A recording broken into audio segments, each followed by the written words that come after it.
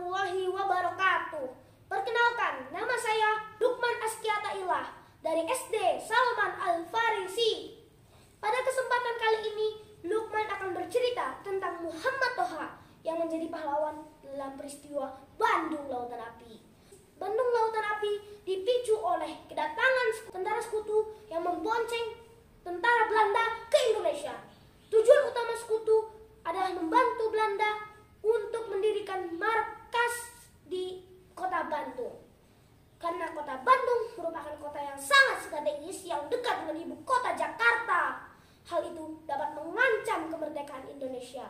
Untuk menghindari hal itu, tentara Indonesia bersama para pemuda Bandung membakar Bandung hingga menjadi lautan api. Tapi ternyata tentara Republik Indonesia belum bisa mengambil kembali kota Bandung karena tentara sekutu memiliki persenjataan yang sangat banyak. Nah, ada seorang pemuda Bandung yang berumur 19 tahun bernama Muhammad Toha. Dia adalah seorang pemuda yang cerdas dan pemberani. Toha menyadari bahwa kekuatan tentara sekutu adalah gudang mesiu di Dayakolot. Toha menyampaikan masukannya kepada atasannya. Izin komandan agar pejuang barisan rakyat untuk melakukan penyerangan ke gudang amunisi yang ada di Dayakolot. Siap tunggu perintah komandan. Namun usul Toha ini ditolak karena gudang amunisi itu dijaga sangat ketat oleh tentara sekutu dan tentara Belanda. Namun Toha tetap bertekad untuk menghancurkan gudang mesiu itu secara diam-diam.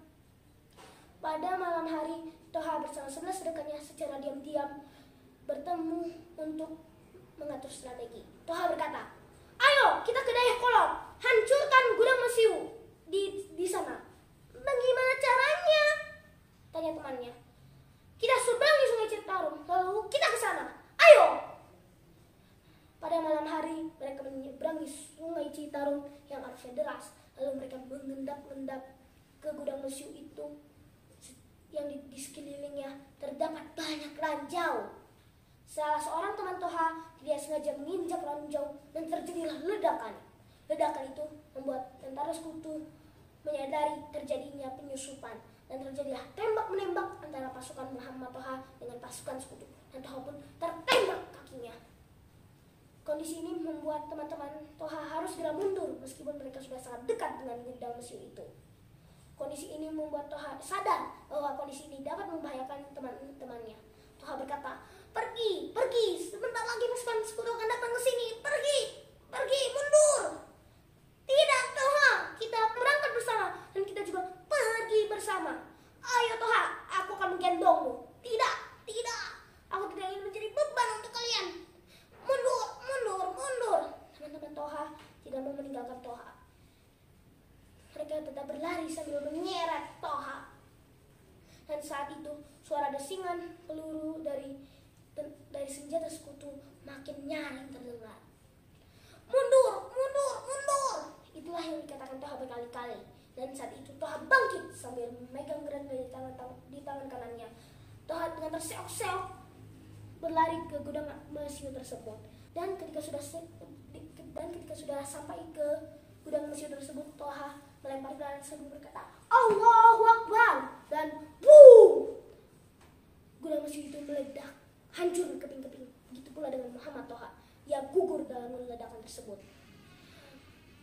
Kehancuran gudang mesiu tersebut berakibat hilangnya kekuatan tentara sekutu dan hilangnya moral tentara sekutu.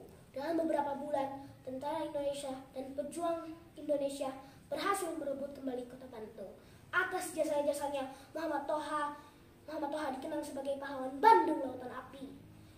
Di bekas gudang mesiu didirikanlah monumen Muhammad Toha yang letaknya di ujung jalan kawasan Dayakolot. Kita sebagai generasi penerus di kota Bandung ini, kita harus bisa mencontoh keberanian Muhammad Toha.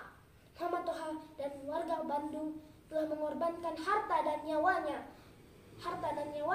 untuk merebut kembali kota Bandung. Sekarang tugas kita sebagai generasi penerus untuk melestarikan dan menjaga kota Bandung. Sekian cerita dari Lukman, semoga bisa memberi manfaat.